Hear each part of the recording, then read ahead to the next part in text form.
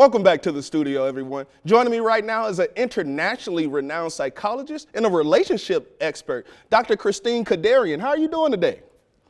Doing great. Thank you. Thanks for having me. Yes, ma'am. Thank you for taking some time and coming on the show this afternoon. We greatly appreciate it. So, Dr. Kadarian, let's jump right into it. How important is body language when talking to not even a significant other, but just the opposite sex? So, what we know from research is that most of communication actually happens non-verbally. So, this is all in how you present yourself, how your body's angled, what messages you're communicating, your tone of voice. All of those things matter so much when you're trying to connect with anybody, but especially in dating. And Dr. Kadarian, so you said body language is important, but what are the different types of body languages?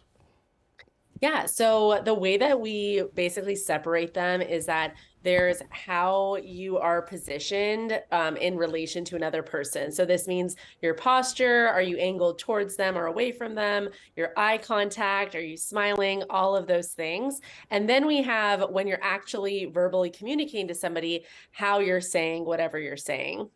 Yes, ma'am. That nonverbal key of eye contact, that's one of my favorite things right there. I love to make sure you're serious about your conversation. So, So powerful. yes, ma'am. And speaking of it, how can people be aware of the nonverbal communication that one would give off? So, what I recommend doing is if you feel some level of social anxiety, which some of us all do coming out of the pandemic when we weren't really interacting with people in person, I recommend really practicing with your family, with your friends and loved ones, and noticing kind of how it feels when someone is making that eye contact with you, treating you like you're the only person in the room when you're talking, when they're angled towards you and have this open and inviting presence. Just noticing what that's like when you're interacting with your friends and family, and practicing with them will make it so much easier when you're dating or meeting people that you don't already know. Dr. Kadarian, when you talk about the nonverbal cues and all that good stuff, how important is it, if any at all, does confidence play in the role when speaking? I believe that most of our confidence is communicated through our body language. So, if you have good posture, your shoulders are down and back, and you have that, it gives you that air of feeling like confident in your own skin. If your arms aren't folded across your body, it kind of gives you that, like, I feel comfortable to be me. I'm not ashamed of myself in any way. How we're walking, how we're talking, all of these things kind of communicate what we actually believe. So I think when you're talking about confidence, just doing that simple thing of putting your shoulders back and down already increases that confidence level. And so sometimes your body can kind of help you along that journey. It's not just an inside job.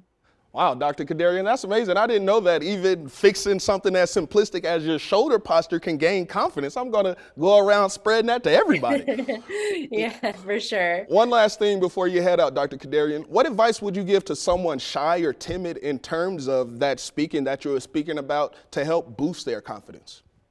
Yeah. So, as I mentioned, I think practice is really important. And also, I think making sure that you're not putting too much pressure on yourself. So, one thing I recommend to singles is don't make your first dates, for example, so long, because that puts so much pressure on, okay, I need to make sure I'm doing all these things for a longer period of time. Whereas if you have a shorter first date, it gives you more time to kind of feel more comfortable and not feel like, okay, I have to kind of do this for a really long time. So that's one tip I recommend to singles, but in general, practicing with family and friends, and even to yourself in the mirror. Like when you see yourself in the mirror, notice kind of what does my posture look like? What is my body language saying? And then that's going to get a lot easier and more natural over time.